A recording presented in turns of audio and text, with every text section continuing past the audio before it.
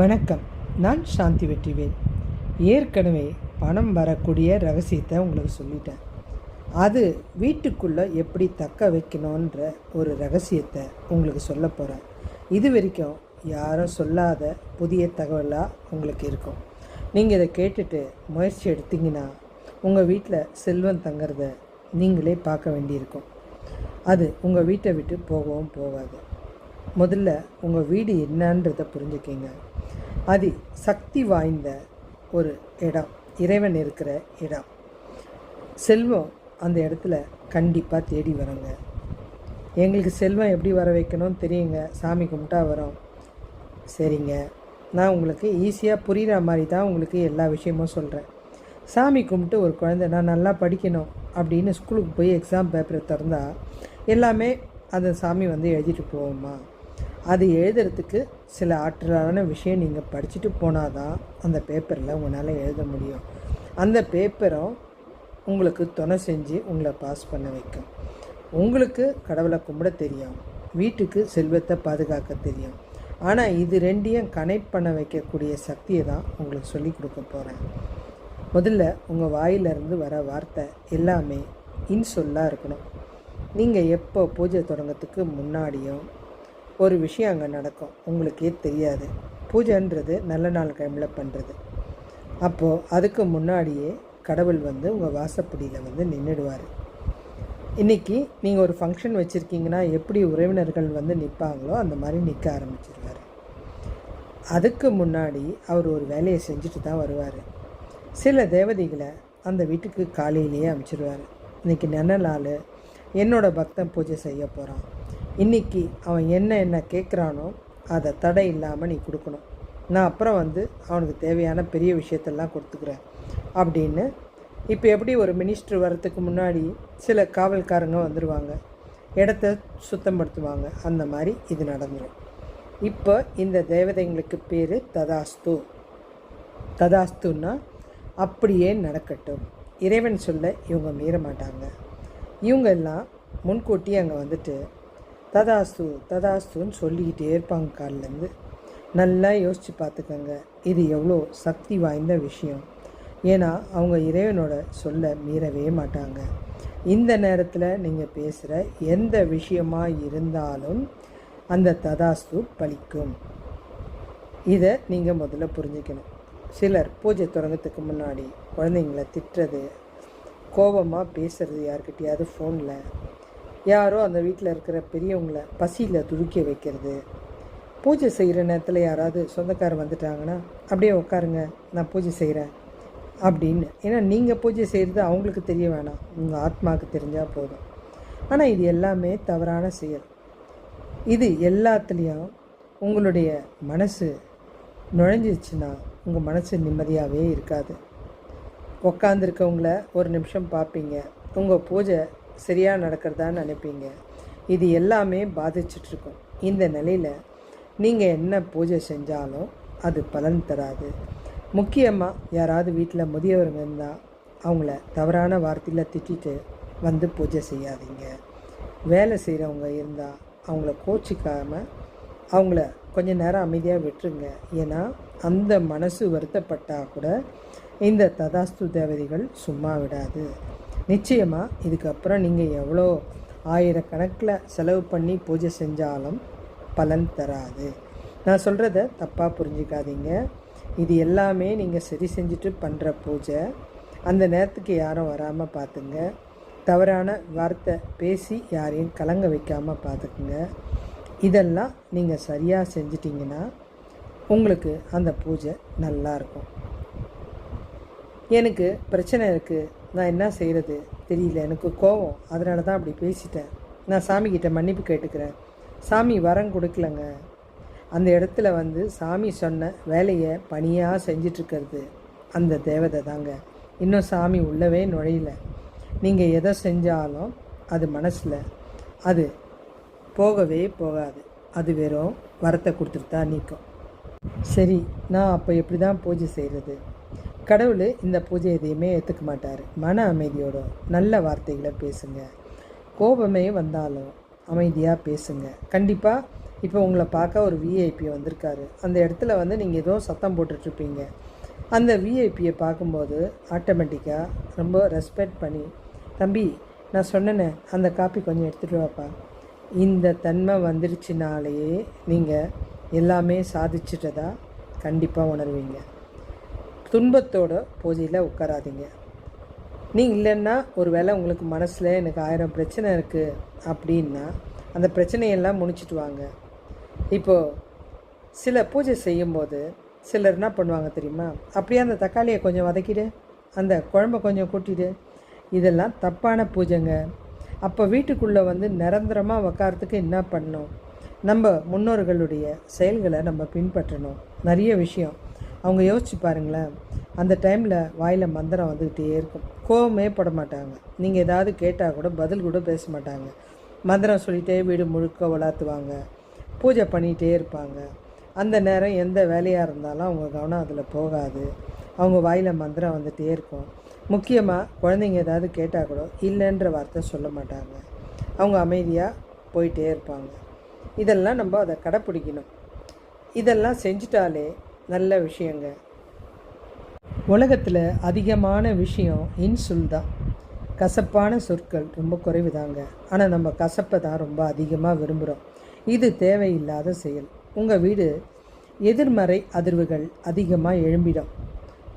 இந்த வீட்டில் இருக்கிற எல்லாருக்கும் அது தொத்திக்கும். ஒவ்வொருத்தராக ஒவ்வொரு பிரச்சனையை பற்றி பேசிக்கிட்டே இருப்பாங்க. இதை நீங்கள் எப்படி தீர்க்க போகிறீங்க, அதுக்கு வழி தான் நான் சொல்ல வந்திருக்கேன். உங்கள் வீட்டில் இந்த நிலைமை முதல்ல மாற்றிடுங்க. நேர்மறை ஆற்றலை நிலைநிறுத்த எளிய வழி, அதாவது பழைய காலத்து வழியை நம்ம செய்ய போகிறோம். உப்புக்கு இந்த சக்தி இருக்குங்க. அது எல்லா கெட்ட சக்தியும் அழிக்கிற ஒரு குணம் இருக்குது. கெட்ட சக்திகளை இந்த உப்பு தண்ணி போட்டு துடைக்கும்போது அதை அப்படியே விரட்டிடும். தீய அதிர்வலைகளை சுத்தப்படுத்திடும். இதை நீங்கள் வந்து வீட்டை துடைக்கும்போது கொஞ்சம் உப்பை தண்ணியில் போட்டு, இது வாரத்துக்கு ஒரு வாட்டி செஞ்சால் கூட பரவாயில்ல, ஒரு மூளை முணுக்கு கூட விடாதீங்க. அங்கெல்லாம் எதிர்மறை எண்ணம் அப்படியே இருக்கும். அதெல்லாம் மொத்தமாக இந்த உப்பு சக்தி உறிஞ்சி எடுத்துடும். வாரத்துக்கு ஒரு முன்னாடி கண்டிப்பாக அதை செஞ்சுருங்க. யாருக்காவது திருஷ்டி அதிகமாக இருந்தால் கூட அதனால தான் இந்த உப்பை சுற்றி வாஷ் பேஷனில் போட்டு தண்ணியில் கரைச்சிருவாங்க.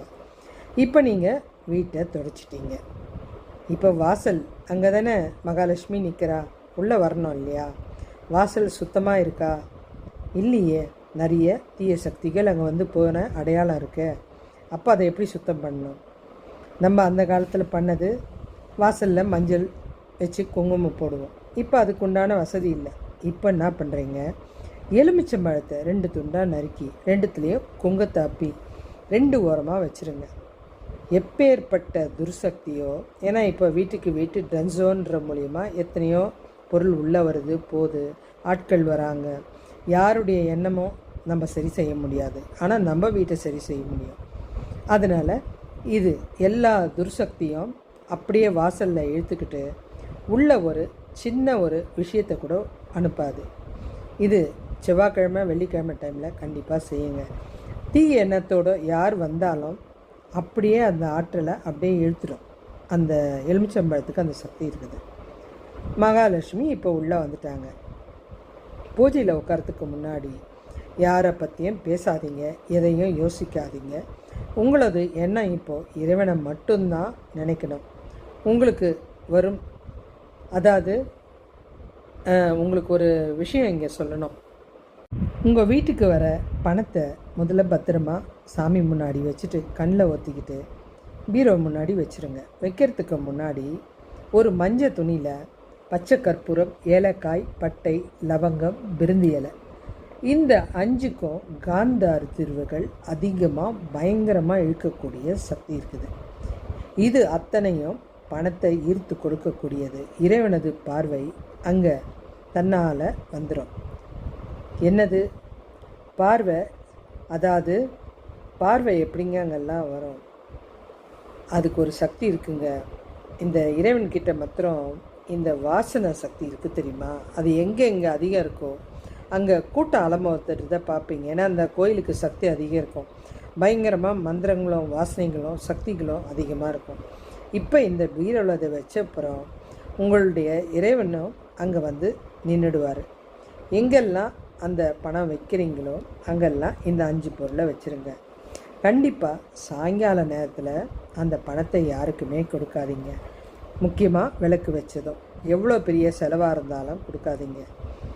பணம் வந்து ஏன் கொடுக்கக்கூடாதுன்னா, இந்த வாசனையினால் மகாலட்சுமி மயங்கி போய் அங்கே உட்காந்துருப்பாங்க. இதை செஞ்சால் அவள் எப்படி அங்கேருந்து எந்திரிச்சு போவா? யோசிச்சு பாருங்களேன். மஞ்சளுக்கு சக்தி அதிகம், ஏலக்காய்க்கு வாசனை அதிகம், பட்டைக்கு அந்த ஈர்ப்பு சக்தி இருக்குது, விருந்து இலைக்கு வசிய சக்தி இருக்குதுங்க. பச்சை கற்பூரம் மகாலட்சுமிக்கு ரொம்ப பிடிச்சமான ஒன்று. கல்லுப்பும் அதே மாதிரி மகாலட்சுமி பிறந்த கடல்லேருந்து வந்தது. அதனால தான் வீட்டாவில் அந்த உப்பை போட்டு துடைக்க சொன்னேன். இப்போ இது அவளுடைய வீடு, இங்கே அவள் தங்குவா. ஏன்னா கல் உப்பை வச்சு வீட்டை சுத்தம் பண்ணிட்டீங்க. ஆன்மீக ரீதியாகவும் அறிவியல் ரீதியாகவும் உப்புக்கு சக்தி அதிகம். அது இல்லாமல் கெட்ட வார்த்தை பேசலை. குளிக்கும் போதும் உங்களுக்கு ஒரு எனர்ஜி கிடைக்கணும்.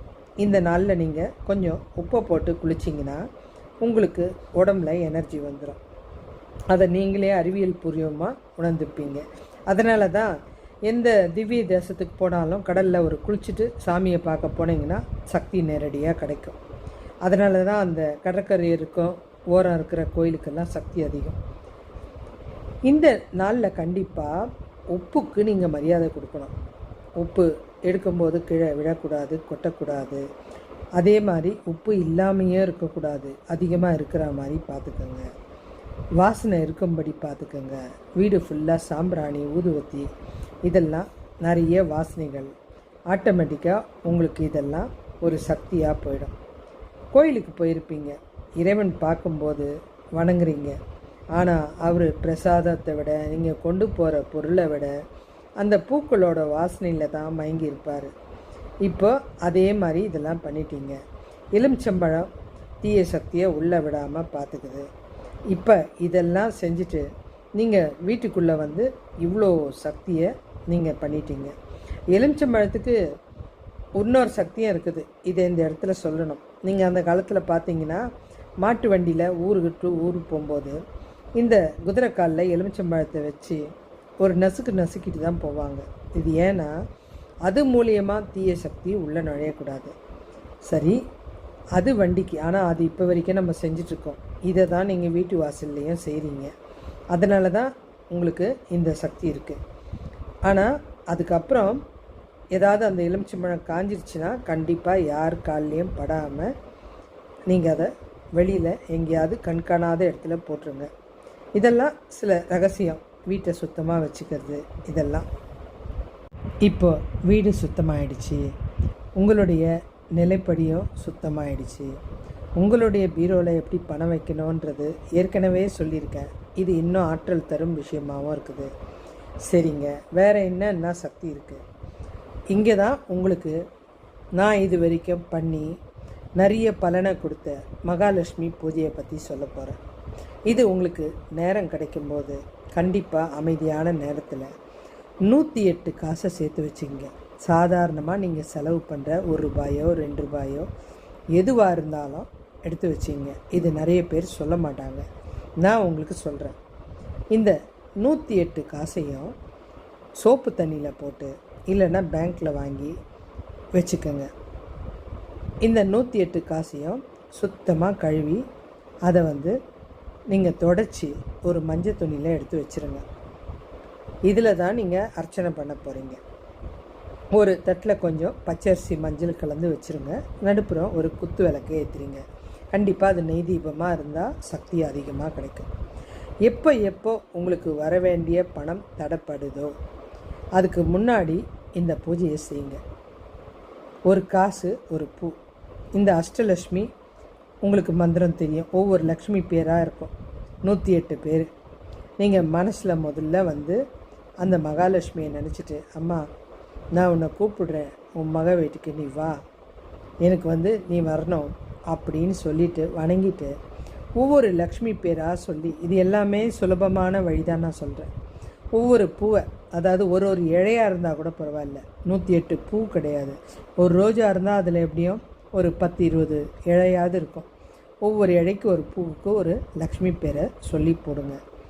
இப்படியே அந்த 108 சொல்லி முடிச்சிருங்க. இன்னொரு ரகசியமும் சொல்கிறேன். இங்கே உங்களுடைய சக்தியை நீங்களே உருவாக்க போகிறீங்க. அந்த பூஜை முடிஞ்ச அப்புறம் அது மேலே ஒரு வெத்தலையை வைங்க. வெத்தலையை வச்சுட்டு குங்குமத்தை எடுத்துக்கங்க. 16 லக்ஷ்மி என்றும் 16. உலகத்தில் இந்த ஆசீர்வாதம் நமக்கு நிறைய தேவை. 16 பெற்று நல்லா வாழணும். அந்த 16 லக்ஷ்மிகள் இருக்காங்க. அவங்க பேரை இந்த 108 இல்லாமல் அந்த 16 லக்ஷ்மியை செல்வத்துக்கு, வீரத்துக்கு, எது எதுக்கு தேவையோ எல்லாமே நினச்சி அந்த குங்குமத்தை ஒரு சிட்டிக்கையில் ஒரு சிட்டிக்கை எடுத்தீங்கன்னா அதை அப்படியே கொஞ்சம் கொஞ்சமாக ஒரு சிட்டிக்கை ஒரு 2 வாட்டி யூஸ் பண்ணலாம், இல்லை 3 வாட்டி யூஸ் பண்ணலாம். ஒவ்வொரு லக்ஷ்மிக்கும் ஒரு துளி அந்த வெத்தலை மேலே போடுறீங்க. வெத்தலையும் மகாலட்சுமி தான், நீங்கள் பூஜை பண்ணியிருக்கிறதும் மகாலட்சுமிக்கு தான், அந்த குத்து விளக்கில் நெய் எரியறதும் மகாலட்சுமி தான், நீங்கள் போடுற குங்குமமும் மகாலட்சுமி தான். ஒரு சிட்டிக்கையாக அப்படி வீட்டில் நிறைய பேராக இருந்தால் ஒவ்வொரு சிட்டிகைக்கு ஒரு லக்ஷ்மி பேரை சொல்லிவிட்டு வெறும் அந்த குங்குமத்தை அது முன்னாடி போடுங்க. இந்த பூஜை முடிவில் இதை கண்டிப்பாக செய்யுங்க. கொஞ்சம் கொஞ்சமாக இல்லை நீங்கள் ஒருத்தர் மாத்திரம் இருந்தீங்கன்னா கொஞ்சம் கொஞ்சமாக சிதற விடுங்க. ஒரு 2 வாட்டி 3 வாட்டி. இந்த குங்குமம் கண்டிப்பாக வெளியால் யாருக்கும் கொடுக்காதீங்க. ஏன்னா இது உங்கள் சக்தியால் உருவான குங்குமம். ஒவ்வொரு சிட்டிக்கையாக இதை போட்டுக்கிட்டே இருக்கீங்க. இப்போ இந்த பூஜை முடிச்சுட்டு நீங்கள் தீபாரதனை காமிச்சிட்டு அந்த சாமிக்கிட்ட என்னென்ன வேண்டுதல் வேணுமோ எல்லாமே கேட்டுருங்க. இப்போ உங்களுக்கு அந்த இடத்துல மகாலட்சுமி உங்களுக்கு ஃபுல்லாக இந்த மந்திரம் சொல்லும்போது இந்த வீட்டில் இருக்கிற நல்ல ஆற்றல், வாசப்படியில் இருக்கிற கெட்ட சக்தியை தடுத்து நிறுத்துறது, இது முதல் சந்தோஷம். ஏன்னா அது வழியாக தான் நிறைய விஷயம் வருது. உள்ளே இருக்கிற அந்த குட் வைப்பு, சாமிக்கிட்ட உட்காந்து நீங்கள் சொன்ன அந்த மந்திரத்துக்கு சக்தி அதிகங்க. அதுக்கப்புறம் பீரோவில் நீங்கள் வச்சுருக்கிற அந்த பணமும் இந்த வார்த்தையெல்லாம் கேட்கும். எல்லாம் கேட்டு மொத்தமாக உங்களுக்கு சந்தோஷத்தை கொடுக்க வைக்கும். இதை பூஜையை மனசார முடிச்சுட்டு கடைசியில் உங்கள் வேண்டுதலை சொல்லிவிட்டு கும்பிட்டுட்டு அந்த பூஜை அப்படியே இருக்கட்டும். இந்த மகாலட்சுமி அங்கேயே இருக்கட்டும். ஃபுல்லாக எல்லாம் மனசார சொல்லிவிட்டு அன்றைக்கி ஃபுல்லாக வீட்டில் சண்டையோ சச்சரவோ, முக்கியமாக கெட்ட வார்த்தையோ சாபம் கொடுக்கறதோ திட்டுறதோ இல்லாமல் பார்த்துக்கோங்க. எந்த கோபமாக இருந்தாலும் மறுநாள் கூட வச்சுக்கோங்க. அன்னைக்கு மாத்திரம் வீட்டில் சத்தம் வேணாம். ஏன்னா எப்போவுமே அவள் மயங்கி போய் உக்காந்துருக்கிற நேரம் நீங்கள் பூஜை செய்கிற நேரம். முக்கியமாக உங்கள் பூஜை ரூமை ஒரு விஷயம் சொல்கிறேன்.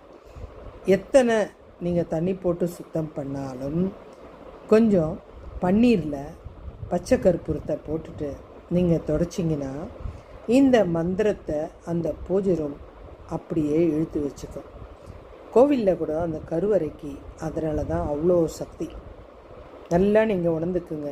இந்த பூஜை ரூமை யார் வந்தாலும் திறந்து காமிக்கிறது, பெருமையாக எங்கள் வீட்டு பூஜை ரூமை பாருங்கள் அப்படின்றது, இதெல்லாம் குடும்ப ரகசியங்க, வெளியில் சொல்லக்கூடாது.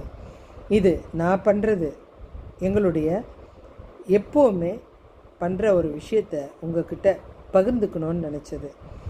இந்த பூஜை ரூமை யார் பார்த்தாலும் அவங்க என்ன சிந்தனையோடு பார்க்குறாங்களோ, ஆல்ரெடி நீங்கள் பச்சை கற்பூரம் போட்டு தொடச்சிருக்கீங்க, அவங்களுடைய தீய சிந்தனையை அது எடுத்துக்கும். பூஜை ரூமுக்குள்ளே இன்னும் கேட்டால் அந்த காலத்தில் மாமியாருங்க பூஜை ரூமில் மருமகளை சேர்க்கவே மாட்டாங்க. ஏன்னா அது கொஞ்ச நாள் கழித்து தான் அதை சேர்ப்பாங்க. அதுக்கு அவங்க ரொம்ப நாள் காத்துட்ருக்கணும். சிலர் இப்போ சேர்க்குறாங்க. ஏன்னா அந்த பொண்ணுக்கும் அந்த வீடு நல்லா இருக்கணுன்றது தான். அதை புரிஞ்சுக்கிட்டவங்க அதை சேர்ப்பாங்க. அது ரொம்ப சக்தி வாய்ந்த இடம். உங்கள் வீட்டுக்கு கருவறை அது. அப்போ அந்த கருவறை எந்த இடத்துலையும் யாருக்கும் திறந்து காமிக்காதீங்க. உங்களுடைய மூல தெய்வத்தை காமிக்காதீங்க. நீங்கள் அதை பெருமையாக பேசுங்க உட்காந்து, ஆனால் திறந்து காமிக்காதீங்க. குங்குமம் கூட வெளியில் வச்சுருங்க, வேறு குங்குமம் கொடுங்க. ஆனால் நீங்கள் அர்ச்சனை பண்ண அந்த ஒரு விஷயம் முடிஞ்சதுமே கண்டிப்பாக அன்றைக்கி காலையில் பூஜை பண்ணியிருந்தால் சாயங்காலம் விளக்கு ஏற்றணும். கண்டிப்பாக சாயங்காலம் விளக்கு ஏற்றாமல் இருக்காதீங்க. சாயங்காலம் ஏற்றுற விளக்கு துர்சக்தி எல்லாம் இருந்தால் கூட அந்த வெளிச்சத்தினால வெளியில் ஓடிடும். ஆனால் இவ்வளோ சக்தி பண்ணிவிட்டு அந்த பூஜை ரூமை அழகாக சாயங்காலம் விளக்கேற்றி திறந்து வச்சுட்டு நைட்டு மூடி வச்சிடுறீங்க. காலையில் குளிச்சுட்டு சுத்தபத்தமாக போய் அந்த குங்குமத்தை எடுத்து உங்களுடைய குங்கும டப்பாவில் வச்சுக்கோங்க. இந்த குங்குமத்தை நீங்கள் தினமும் நீங்களோ உங்கள் கணவரோ வச்சுக்கிட்டு எந்த செயலை செஞ்சாலும் ஆற்றல் அதிகம். நெத்தியோட நடுப்பகுதி பயங்கரமான ஆற்றல். உங்களை பார்த்ததுமே பிடிக்க வைக்கிறதும் வெறுக்க வைக்கிறதும் அந்த உங்களுடைய சிந்தனை தான். அந்த சிந்தனையை இந்த சக்தி போய் நின்றுச்சுன்னா அவங்கள முடியாதுன்னு சொல்ல வைக்கிற விஷயம் கூட முடிக்க வைக்கும். இது அத்தனையும் அந்த வீட்டுக்குள்ளே நீங்கள் வாரத்துக்கு 2 வாட்டி இந்த லக்ஷ்மி பூஜை கண்டிப்பாக 15 நாளைக்கு ஒரு வாட்டி பண்ணால் கூட பரவாயில்ல. குறிப்பாக பௌர்ணமி அன்னைக்கு சாயங்காலம் உட்காந்து பண்ணாலும் பயங்கரமான ஆற்றல். அதை நீங்கள் அனுபவிச்சாதாங்க தெரியும். அந்த குங்குமத்துக்கும் அவ்வளோ சக்தி. அந்த குங்குமம் எடுத்து நெத்தியில் வைக்கும்போது உங்களுடைய மனசும் உள்ளமும் தூய்மையாயிடும். இதை கண்டிப்பாக நீங்கள் கடைப்பிடிச்சு செய்யணும். எதையும் மிஸ் பண்ணிடாதீங்க. இன்னும் நிறைய நல்ல விஷயம்லாம் உங்களுக்கு சொல்கிறேன். எந்த இடத்துக்கு போனாலும் குழந்தைங்களுக்கோ நீங்களோ அந்த குங்குமத்தை வச்சுக்கோங்க. அது காலியாகிற வரைக்கும் வச்சுக்கோங்க. காலி ஆகிறதுக்கு முன்னாடி அடுத்த பூஜையை தொடங்கிடுங்க. 15 நாளைக்கு ஒரு வாட்டியோ இல்லை மாதத்தில் பௌர்ணமி இன்றைக்கி இந்த பூஜை பண்ணி ஆகணும். அந்த வீட்டில் இருக்க லக்ஷ்மி எங்கேயுமே போக மாட்டாள். அவளுக்கு ஒரு வீட்டில் உபசரணையும் மரியாதையும் கிடைக்கும்போது நம்மளே சில இடத்துல நம்மளை மரியாதையாக நினச்சா சட்டு நாங்கள் எந்திரிச்சு போக மாட்டோம். அது வேணும்னு நினச்சி அங்கே உட்காந்துருப்போம். ஏன்னா உங்களை அந்த வீட்டில் சதா சர்வகாலம் புகழறாங்க. அந்த ஒரு மயக்கம், சாமி நீங்கள் எவ்வளோ பெரிய ஆள், நீங்கள் வந்தது எங்களுக்கு புண்ணியம் அப்படியெல்லாம் சொல்ல சொல்ல ஒரு மனுஷன் எந்திரிச்சே போக மாட்டான், அங்கேயே உட்காந்துருப்பான். இதை தான் சொல்கிறேன். இந்த பூஜை ரகசியத்தெல்லாம் நீங்கள் பண்ணிங்கன்னா கடவுள் அந்த வீட்டில் இருக்கும். இந்த வீட்டுக்கு போகிறவங்களுக்கும் அது ஒரு சக்தியாக இருக்கும். யாரும் வர வேணான்னு சொல்ல, உங்களுக்கு கவலையே இல்லை. வெளியில் இருக்க அந்த சக்தி தீய சக்தியை அழிச்சிடும். யாரை வேணாலும் வர வைக்கலாம். அது அவங்களுடைய பாவத்தை சேர்ந்தது. இந்த மஞ்சள் குங்குமம் அந்த எலுமிச்சம்பழத்துக்கு குங்குமம் வைக்கிறது 2 மிக்ஸ் ஆகும்போது ஒரு ஆற்றல் ஈர்ப்பு. அது அவங்களுடைய கெட்ட சக்தியை உறிஞ்சி எடுத்துட்டு தான் அனுப்புது. அதை வாரத்துக்கு ஒரு வாட்டி கண்டிப்பாக மாற்றிடுங்க. நிலைப்படி எப்போவுமே ஸ்ட்ராங்காக இருக்கும், சக்தியாக இருக்கும். உங்கள் வீட்டுக்குள்ளே மகாலட்சுமி வந்துடுவா. அவளை அப்படியே அழகாக உட்கார வச்சுக்கோங்க, மயக்கி வைங்க, எங்கேயும் அனுப்பாதீங்க. நான் சொல்கிறது உங்களுக்கு புரிஞ்சிருக்கும். குளிக்காமல் கண்டிப்பாக பீரோவை திறக்காதீங்க. எவ்வளோ முக்கியமாக இருந்தாலும் முதலையே எடுத்து வச்சிங்க. நீங்கள் குளிக்கும்போதே இன்றைக்கி என்ன தேவையோ அதை கொஞ்சம் முன்னாடி எடுத்து வச்சுங்க. அவ்வளோதான். அந்த லாக்கரை திறக்கிறது குளித்த உடனே தான் திறக்கணும். யாரை வேணாலும் போய் அது உள்ளே இருக்க எடுத்துக்கோ அப்படின்றத அனுமதிக்காதீங்க. அதுக்கு உரிமையாளர் நீங்களும் உங்களுடைய கணவரும் தான். நீங்கள் தான் போய் அதை செய்யணும். இதை நீங்கள் பத்திரமா பார்த்துக்கோங்க. அந்த இறைவன் உங்களை பத்திரமா பார்த்துக்குவான். இன்னும் வேறு நிறைய நல்ல தகவல் தெரியணுன்னா எனக்கு கமெண்ட் பண்ணுங்கள். உங்களுக்கு நிறைய அதிசயமான விஷயத்தை பற்றிலாம் சொல்கிறேன். இது எல்லாமே நம்ம முன்னோர்கள் செஞ்சு வச்சுட்டு போனது தான். நம்ம பணம் கொடுத்தா கண்டிப்பாக நம்ம அம்மா உடனே பிரிக்க மாட்டாங்க. அதே மாதிரி வீட்டுக்குள்ளே யாரையுமே சேர்க்க மாட்டாங்க. கை கால் அலம்பிட்டு உள்ளே வாங்கன்னுவாங்க. அதே மாதிரி பூஜை பண்ணும்போது அவங்க எந்த கெட்ட வார்த்தையும் யூஸ் பண்ண மாட்டாங்க. சாமியை பற்றியே சொல்லிகிட்டு இருப்பாங்க. சாமியை கும்பிட்டுட்டே இருப்பாங்க. வேலை செய்கிறவங்க மனசை கூட கஷ்டப்படுத்தாதீங்க. அதுவே வேணான்னா வீட்டில் இருக்கவங்க மனசை கஷ்டப்படுத்திட்டு உங்களுக்கு மாத்திரம் அந்த ஆற்றல் கிடைக்கணும்னு நினைக்கிறது தவறான செயல். ஒரு சின்ன ஒரு துரும்பு கூட துன்பதை செய்யாதீங்க. தீய சக்தி வர்றது எங்கேருந்து? பின்வாசல் வழி. பின்வாசலை மூடிடுங்க. பின்வாசல் இல்லைன்னா பால்கனி கதவை மூடிடுங்க. முன் வாசலை கண்டிப்பாக திறந்து வைங்க. உங்கள் வீட்டுக்குள்ளே வர்றவங்களுக்கு அந்த ஒரு வைப் கிடைக்கும். அந்த வீடே மனமாக இருக்கும். முக்கியமாக பூஜை ரூம் நீங்கள் திறக்கும் போதெல்லாம் பார்த்தீங்கன்னா இதுக்கப்புறம் ஒரு அதிசயம் இருக்குது. நீங்கள் இந்த பன்னீர் போட்டு துடைக்க அந்த பூஜை ரூம் கிட்டே போனாலே ஆட்டோமேட்டிக்காக ஒரு விபூதி வாசனை அருமையாக வரும். அப்படின்னா அந்த அம்மன் அங்கே உட்காந்துருச்சின்னு அர்த்தம். அந்த சக்தி உங்களுக்கு உணர்வீங்க. கிட்டத்தட்ட இந்த நான் சொன்னதெல்லாம் பண்ணிட்டீங்கன்னா ஒரு மாதத்துலேயே உங்களுக்கு அந்த டிஃப்ரெண்ட் தெரியும். நீங்கள் அதை கண்டிப்பாக உணர்வீங்க. மேலும் இன்னும் நல்ல தலைப்போடு உங்களை சந்திக்கிறேன். இதை நீங்கள் பொறுமையாக கேட்டதுக்கு எனக்கு ரொம்ப சந்தோஷம். நிறைய கமெண்ட் பண்ணுங்கள், ஷேர் பண்ணுங்கள். மீண்டும் ஒரு நல்ல தலைப்பில் நுழையலாம். உங்களுக்கு ஏதாவது சில விஷயம் தெரியணுன்னாலும் கமெண்ட்டில் போடுங்க. நான் அதுக்கு உண்டான தகவலை உங்களுக்கு சொல்கிறேன். நன்றி.